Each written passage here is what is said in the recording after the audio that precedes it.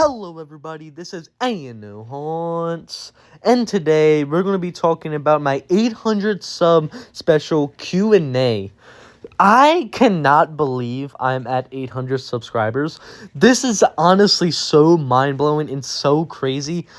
I cannot believe I was at 700. I cannot believe I was at 600. I cannot believe I'm at 800. This is honestly so crazy. And all of you guys are so awesome and so amazing. And I just cannot thank you guys enough for all the support and everything. I cannot believe I'm here. So the first question we got up today is from Home Haunts for Life. He says, Lantern Keeper is peak. Gotta agree. Next question is we got from Jason Co. Spirit Fan. He says, favorite animatronic? Nightmare Peak, Mister. Favorite animation / video by me. I really like your monkey business animation, and I also really like your Crypt Countess. I really like those. But all of your videos are amazing, Jason. Least favorite animatronic. I had to say either Lucky Bottoms or Zombie Toilet. They're just all bad. What is my dream animatronic I always wanted to own? Now, it used to be Nightmare Harvester, but I have him now. But had to say either Pumpkin Patch Prowler or Limb Ripper. But yeah. Now, next question we got is from Pumpkin Hollows. He says, Barnaby or Nightmare Harvest? Okay. Obviously, Nightmare Peak, Mister, is better than Barnum Mid. You heard that right, Square. Barnum Mid. I had to say that 3 times because how mid that prop is. Oh my goodness. Now, next up, we got from questions from Gengar's Hollow. He says, what was my first prop? My first prop was Cerberus, the 2015 model. What got you into haunting? I don't really want to say this, but what really got me into haunting is watching Nate Guy on YouTube's videos back in like late 2022, and then going to Spirit in 2023 from getting my Halloween costume and just seeing the animatronics from 2023 and just loving all of them. First license prop had to be Beetlejuice. Favorite big haunter, probably either Ryan's or Spooky Guy 444. Next couple of questions we got from Kyokibi. What they say is, what was my inspiration for the character X34 and how did I come up with his backstory? The inspiration I got from X34 was I love the Grim Reaper kind of style. I love how dark and mysterious they are.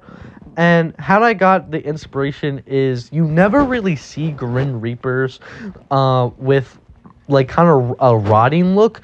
You always see them as skeletons in robes and stuff. You never see them portrayed as like a skeleton like rotting because they're still kind of like human and stuff. You never really see that, and that's how I kind of wanted to make X34. Like he still looks like a human, but also has very much parts of being a skeleton because he's kind of like rotting and stuff like that.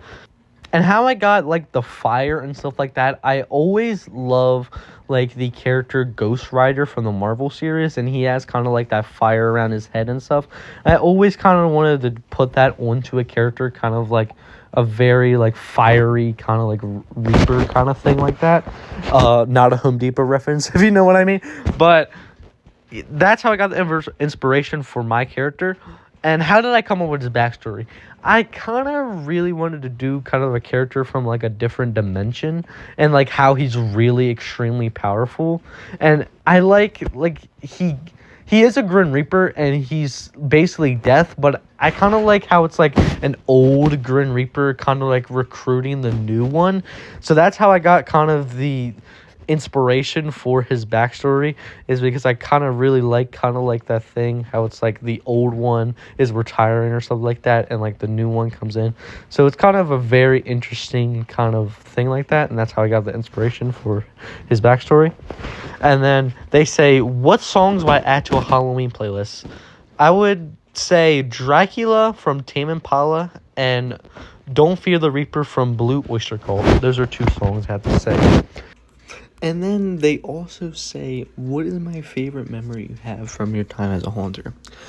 Honestly, everything, honestly, down to Halloween animatronics, down to Halloween in general, down to the shorts, videos, my channel, basically everything, honestly, down to the leaks from 2025, 2024, and 2026, even more to even come after that, too, just going to Spirit in 2024, 2025, 2026, and so on, and man, it's just basically everything is my favorite memory because I just love what I do. I love animatronics. I love, it's just everything basically.